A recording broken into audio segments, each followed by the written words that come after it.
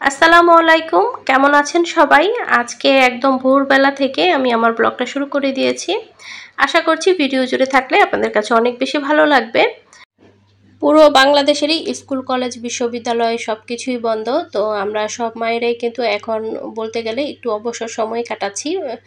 বাচ্চা কাচ্চা সবাই যেহেতু স্কুল খোলা থাকলে সবাইকে আমাদের অনেক বেশি ব্যস্ত সময় কাটাতে হয়। তো দেশের পারিপার্শ্বিক অবস্থা যেহেতু এখন অনেক বেশি খারাপ যাচ্ছে, তো সব কিছু মিলিয়েই হচ্ছে আমাদের সবার কাজকর্ম তো আর থামিয়ে রাখলে চলবে না।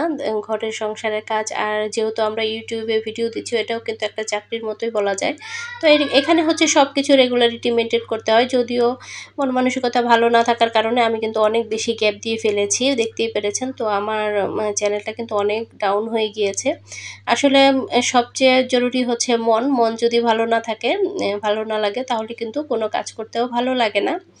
তো কি আর করা, সব কিছু সামলিয়ে আমাদেরকে সামনের দিকে এগিয়ে যেতে হবে। আমরা আশা করব খুব তাড়াতাড়ি আমাদের দেশ এখন যে সংকটের মধ্যে দিয়ে যাচ্ছে, এই সংকট আমরা কাটিয়ে উঠতে পারবো ইনশাল্লাহ। আর আমরা কখনোই চাইবো না কোনো মায়ের বুক আর খালি হোক, এটা আমরা মন থেকেই সবাই দোয়া করব। তো যাই হোক, এখন হচ্ছে আমি লিভিং রুমে চলে এসেছি। প্রথমে দেখেছেন গাছ ক্লিন করে নিয়েছি। তো লিভিং রুমটা আমি এখন গুছিয়ে ফেলবো। রাতের বেলা হচ্ছে দুই বাচ্চাই একদম আমার সব রুমের অবস্থাই খারাপ করে রাখে। ওরা দৌড়াদৌড়ি খেলাধুলা অনেক ছোটাছুটি করে। তো রাতের বেলা দেখা যায় অনেক সময় আমি গুছিয়ে রাখি না, অনেক সময় ভালো লাগে না। পরবর্তীতে সকালবেলা উঠেই কাজগুলো করি আবার। সকালে ঘুম থেকে উঠে ঘরদোর গুছগাছ করে নিলে কিন্তু নিজের কাছে অনেক বেশি ভালো লাগে, আর কাজগুলো মনে হয় যে সহজ হয়ে গিয়েছে। আর ঘরদোর অগোছালো থাকলে দেখা যায় আমরা যতই কাজ করি না কেন, যে সারাক্ষণ কাজ করলেও মনে হবে যে সব কাজ পড়েই আছে, সব কিছু অগোছালো লাগে, নিজের কাছেও কেমন যেন ভালো লাগে না। তো যাই হোক, আমি আজকে সকালবেলা উঠেই একদম ডিপ ক্লিনিংয়ের কাজ শুরু করে দিয়েছি আমার এই লিভিং রুমটাতে। মোটামুটি সব কিছু আমি ক্লিন করেছি। সোফা টোফা অনেক দিন ক্লিন করা হয়নি, যেহেতু অনেক বেশি ব্যস্ত সময় কাটিয়েছি। তো এখন যেহেতু মোটামুটি ফ্রি আছি, চেষ্টা করছি আর কি এই সময়টার মধ্যে একটু বাসা টাসা ডিপ ক্লিন করার জন্য। তো লিভিং রুমটা আজকে ডিপ ক্লিন করব একদম সকালবেলায়। কিন্তু আমি উঠে এই কাজগুলো শুরু করে দিয়েছি। বাচ্চারা কিন্তু ঘুমাচ্ছিল, আর ওর বাবা উঠে গেছে। তো ওর বাবা বাসায় থাকলে কিন্তু যথেষ্ট পরিমাণে চেষ্টা করে আমাকে কাজে হেল্প করার জন্য। তো আমি পুরো বাসাটাকেই একটু পরিষ্কার করছিলাম। তো আমার হাজব্যান্ড বলছিল, তাহলে আমি তোমাকে নাস্তা বানাতে সাহায্য করি। তো আমি রুটির কাই করে দিয়েছি, উনি হচ্ছে রুটি বানাচ্ছে বসে বসে।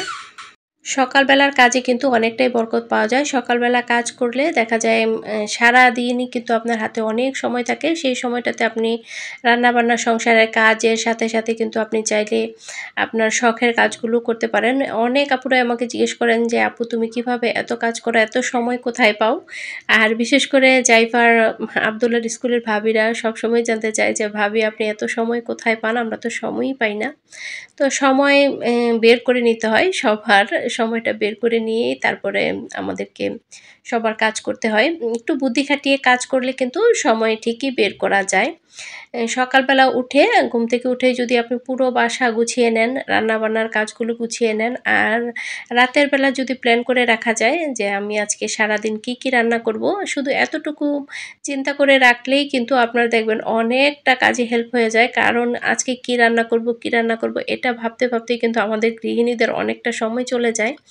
কারণ হচ্ছে আমরা পরিবারের সবার পছন্দ অপছন্দের কথা মাথায় রেখে তারপরে আমাদের রান্না করতে হয়।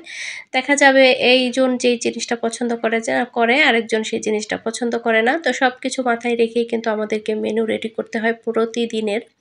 তো যাই হোক, কথা বলতে বলতে কিন্তু আমি ঘরটাও মুছে নিয়েছি। তো দেখতেই পাচ্ছেন আমার রুম কিন্তু এখন একদম গুছানো হয়ে গেছে। আর এদিকে হচ্ছে আমার হাজব্যান্ড রুটি বানিয়ে ফেলেছে। তো আমি রুটি ভাজতে চলে যাব। তো আপনাদের সাথে এখন রুমটা ক্লিন করেছি সেটা দেখাচ্ছি কেমন হয়েছে।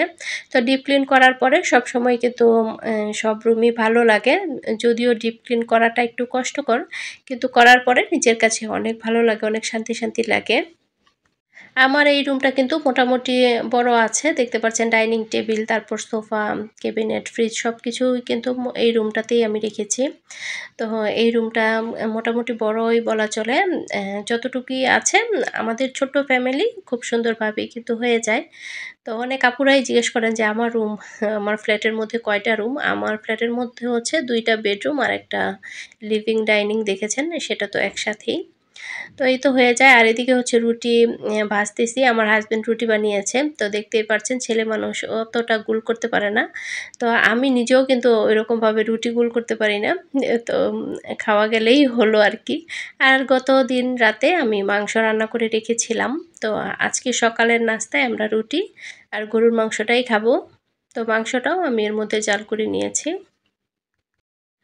এই কয়েকদিন অনেক সময় ছিল হাতে, পর্যাপ্ত পরিমাণ সময় ছিল, নেট ছিল না। তারপরে হচ্ছে চাইলেই কিন্তু আমি অনেক ভিডিও করে রাখতে পারতাম। কিন্তু আসলে আমার ওইরকম মন মানসিকতাটাই ঠিক ছিল না। মনটাই এত বেশি অস্থিরতা কাজ করছিল। আমি জানি আমার মতো দেশের প্রত্যেকটা মানুষেরই মনটা এরকম ছিল। চাইলে আমি অনেক ভিডিও করে রাখতে পারতাম। কিন্তু আমি আসলে কোনো রকম কোনো ভিডিও করিনি। এমনকি আপনারা আম বিশ্বাস করবেন কিনা জানি না, আমি কিন্তু কোনো অর্ডারের একটা কাজও করিনি বা নতুন আ যে ডিজাইনগুলো আমরা করে থাকি, উদ্যোক্তারা নতুন কোনো ডিজাইনও আমি ক্রিয়েট করিনি। অনেক বেশি আতঙ্ক, তারপর হচ্ছে অনেক বেশি ভয় নিয়েই আমরা কিন্তু এই সময়টা কাটিয়েছি।